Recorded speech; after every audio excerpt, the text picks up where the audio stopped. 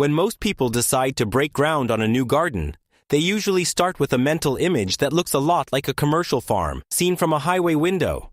You envision those long, straight rows of corn or beans separated by strips of clean, bare earth. It looks orderly, it looks efficient, and it looks like you are in total control.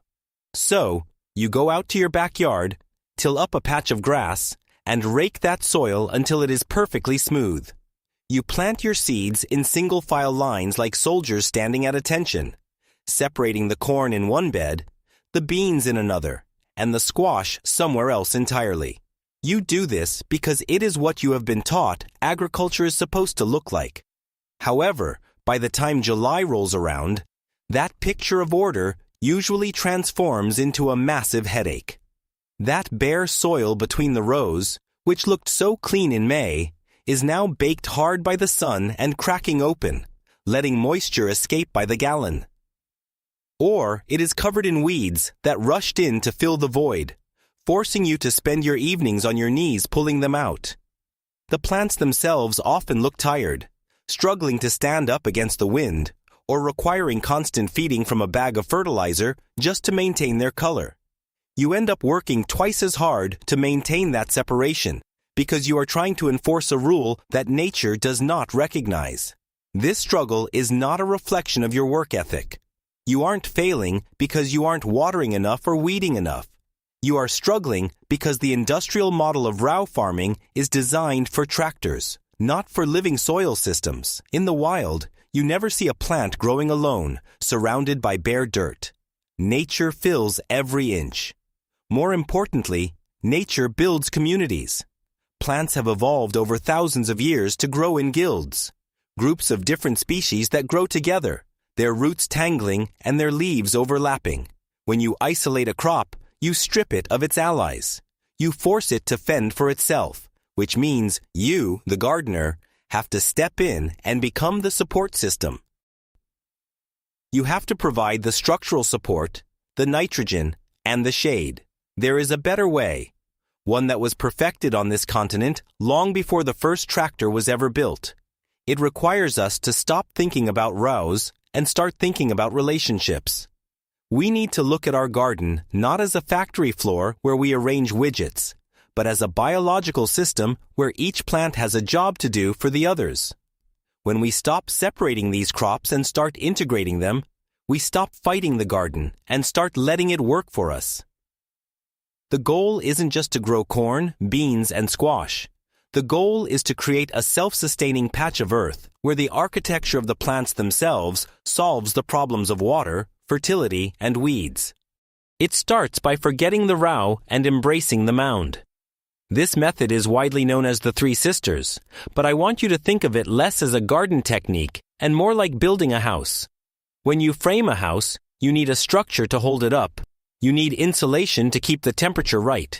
And you need a way to keep the whole thing running efficiently. If you tried to build a roof without walls or put up walls without a foundation, the house would collapse. The same logic applies here. We are not just planting 3 different vegetables in the same dirt. We are assembling a guild. A guild is simply a group of plants that work together to ensure the survival of the whole group.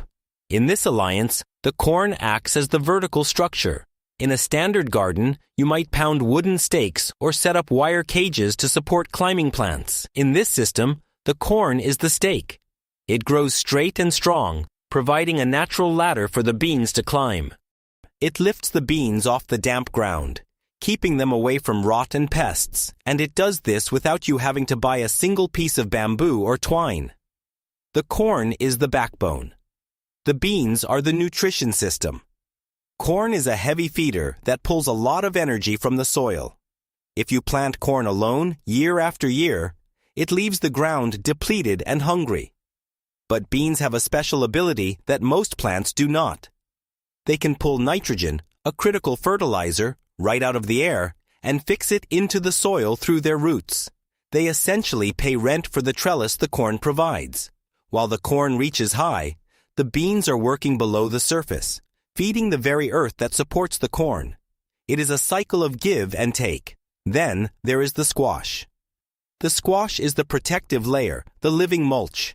If you have ever grown pumpkins or winter squash, you know they have massive, wide leaves that are rough to the touch. In this guild, the squash sprawls along the ground, creating a dense canopy over the soil. This shade keeps the sun from baking the earth, locking in the cool moisture that the thirsty corn needs.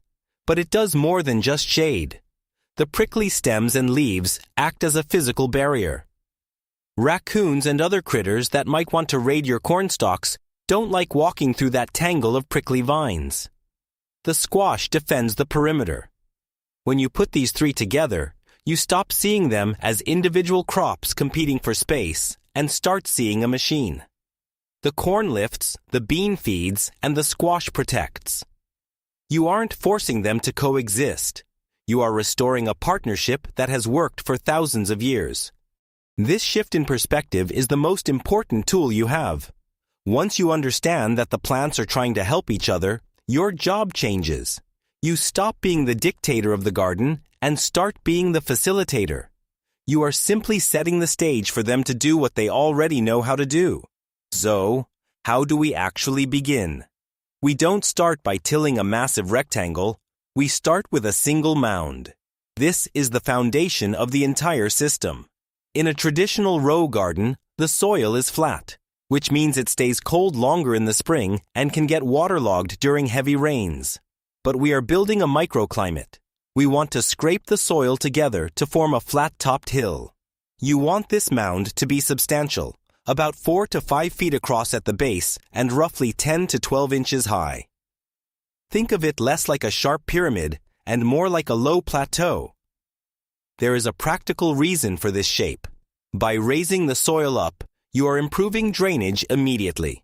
Water will flow away from the stems of your plants, preventing rot during those wet spring weeks. But more importantly, a mound warms up faster than flat ground. The sun hits the sides and the top, raising the soil temperature earlier in the season. Corn is a heat-loving crop. It doesn't like cold feet. By giving it this warm, elevated platform, you are tricking the corn into thinking summer has arrived a little earlier than it actually has. Once you have your mound shaped and the top flattened out, it is time for the first sister to enter. This is where patience is tested. A lot of folks get excited and want to put all the seeds in the ground on the same Saturday afternoon. If you do that, the system will fail.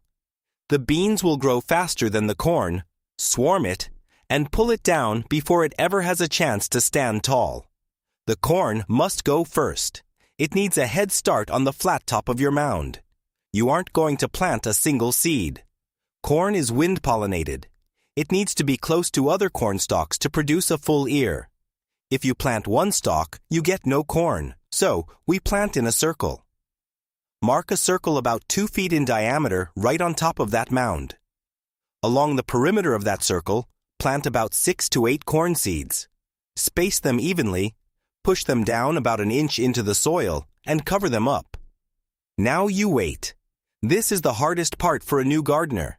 You have to let the weeks pass. You are watching for germination, watching for those first green shoots to poke through. You need that corn to establish a strong root system and a thick, sturdy stalk. We are looking for height here. We generally wait until the corn is about 6 inches tall, roughly hand-high, before we even think about introducing the next sister. This head start ensures that the corn is always physically ahead of the beans, maintaining its role as the dominant structural support. Until that corn is knee-high to a grasshopper, the other seeds stay in the packet. Once your corn is standing about 6 inches to a foot tall, strong enough that it isn't swaying helplessly in a light breeze, it is time to introduce the second sister. This usually happens about 2 to 3 weeks after you put the corn in the ground, depending on how warm your spring has been. This timing is the difference between success and a tangled mess. If the beans go in too early, they will drag the corn down. If they go in too late, they won't have time to ripen. We are looking for that sweet spot where the corn has established its dominance in the mound. When you go to the store to buy your seeds, you need to be careful. You are looking specifically for pole beans. Do not buy bush beans. Bush beans are bred to stay low and compact. They are convenient for mechanical harvesting, But in a guild, they are useless. We need climbers. We need beans that have the instinct to reach for the sky. Planting the beans is simple, but precision matters. You aren't just scattering them. You want to plant the beans evenly around the circle of corn you already established. I typically plant 4 to 6 bean seeds in the mound, placing them in the gaps between the corn stalks.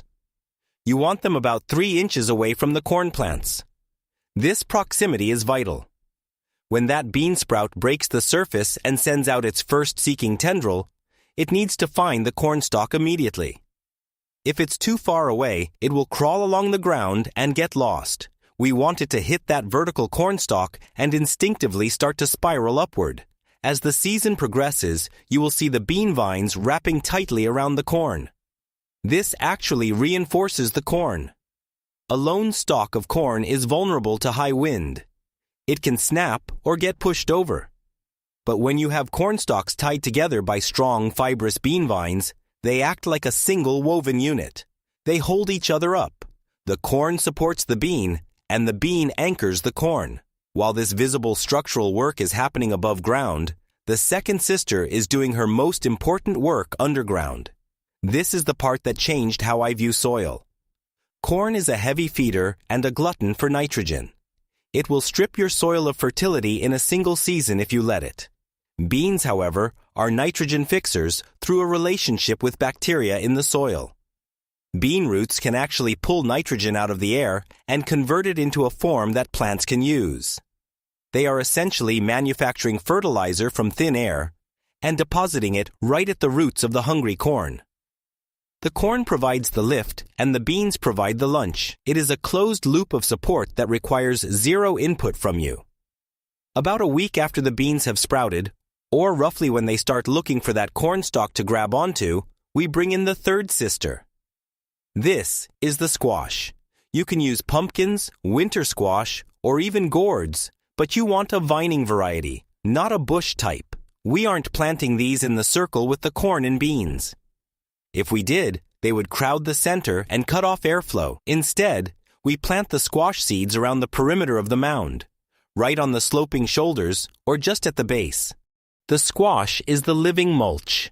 In a standard garden, you might haul in bags of wood chips or straw to cover the bare dirt. Here, the plant does the work for you. As the squash grows, it doesn't climb, it crawls. It sends big, broad leaves outward, covering the soil surrounding the mound. These leaves act like an umbrella. They block the sunlight from hitting the dirt, which does 2 things.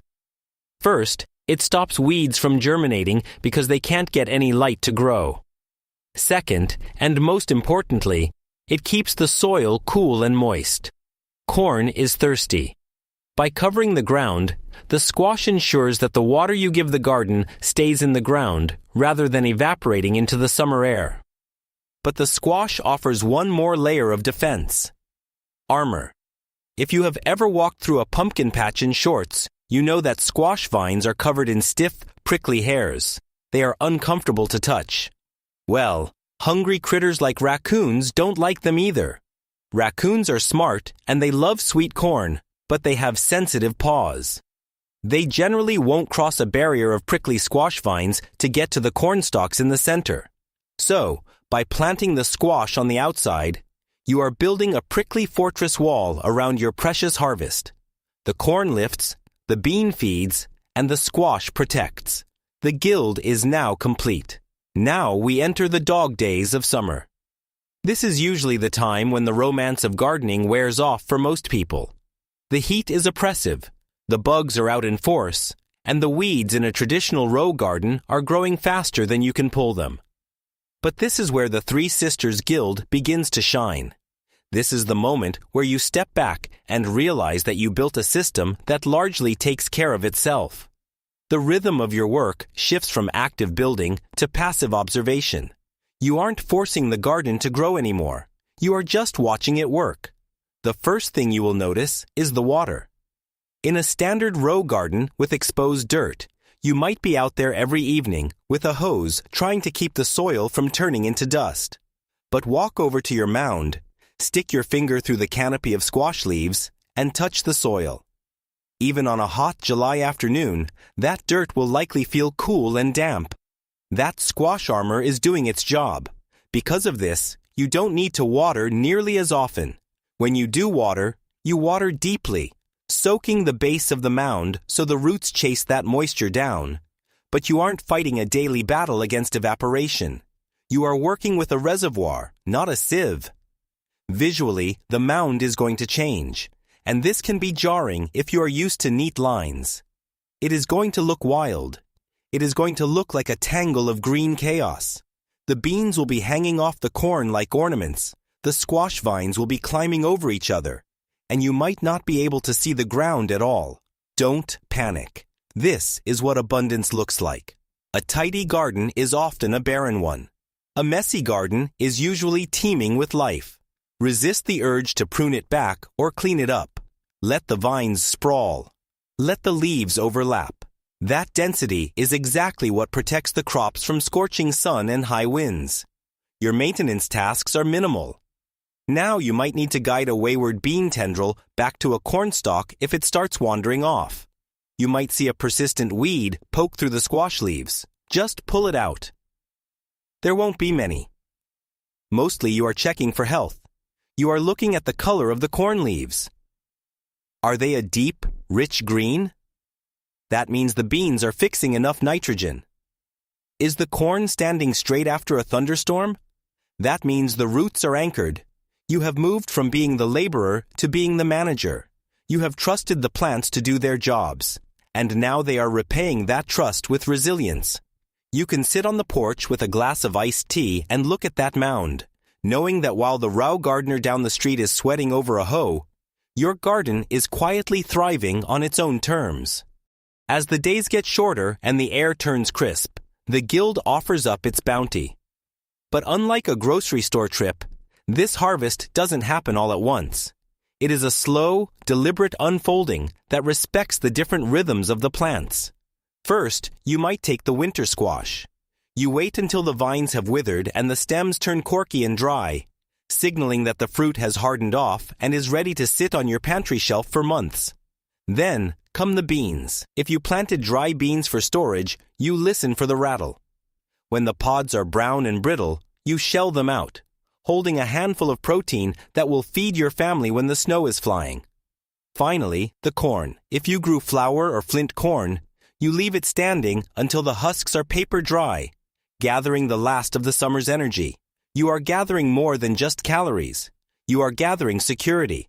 However, the most critical moment of the entire year happens after you have carried the baskets inside. This is where most modern gardeners make their final mistake. They look at the garden now, brown, withered, and tangled, and they see a mess that needs to be cleaned up. They go out with heavy gloves, rip the corn stalks out by the roots, tear up the bean vines, and haul it all away to a compost pile, or worse, put it in bags for the city to take. They treat the crop residue like trash. But you need to look at those dead plants and see a bank account. Those corn stalks are dense carbon. Those bean roots left underground are still holding on to little nodules of nitrogen. The squash leaves are rich organic matter. If you rip them out and haul them away, you are robbing the soil of the very nutrients it spent all season creating. You are breaking the cycle. Instead of cleaning up, I want you to practice what we call chop and drop. Take a pair of sharp shears and cut the corn stalks and bean vines right at the soil level. Do not pull the roots up. Leave them in the ground to rot. As they decompose over the winter, they will release that nitrogen and create microscopic tunnels for air and water to penetrate the dense earth. Take the stalks and vines you cut down, chop them into manageable pieces, and lay them right back down on top of the mound. You are essentially tucking the garden in for bed. You are rebuilding the mulch layer. Over the winter, the snow and rain will break that material down, returning those nutrients directly into the mound. You aren't just taking from the land, you are closing the loop. When spring comes, you won't need to till. You won't need to buy bags of fertilizer. You will walk out to a mound that is soft, rich, and ready to begin again. I know what you are thinking. You are looking at your backyard and you are doing the math. You are calculating how many mounds you can fit, how many bushels of corn you can store, and how much money you can save at the grocery store this year. You are ready to go all in. I am going to ask you to do the hardest thing possible. Stop. Do not till up your whole yard. Do not buy 5 pounds of seed corn. If you try to manage 20 mounds your first year, you will get overwhelmed. The weeds will win, and you will walk away thinking the system doesn't work. Instead, I want you to start with just 1 mound. Find a sunny spot in the corner of your yard, maybe a patch of grass that is just 4 feet by 4 feet. That is all you need. Build 1 mound. Plant 1 circle of corn. Tend 1 family of plants. This approach changes the stakes. If you make a mistake, if you plant the beans too early and they pull the corn down, or if the squash beetles find you, you haven't lost your winter food supply. You have simply learned a lesson on a small scale. You can stand over that single mound and really observe what is happening. You can learn the timing of your specific climate without the pressure of managing a farm. You are giving yourself permission to learn the rhythm before you try to play the song. Gardening is not a race. It is a lifelong relationship with the land. If you succeed with 1 mound this year, you will have the confidence and the seeds to plant 3 mounds next year, then 5, then 10. The goal is not to become independent from the grocery store by October. The goal is to build a skill set that lasts the rest of your life. So, put down the rototiller, go grab a shovel, and just make 1 mound. That is how every legacy begins. If this ancient wisdom has changed the way you see the plants in your backyard, please subscribe and like the channel. We are uncovering the history that was nearly forgotten. Plant your future today. The next treasure of the earth will be revealed soon.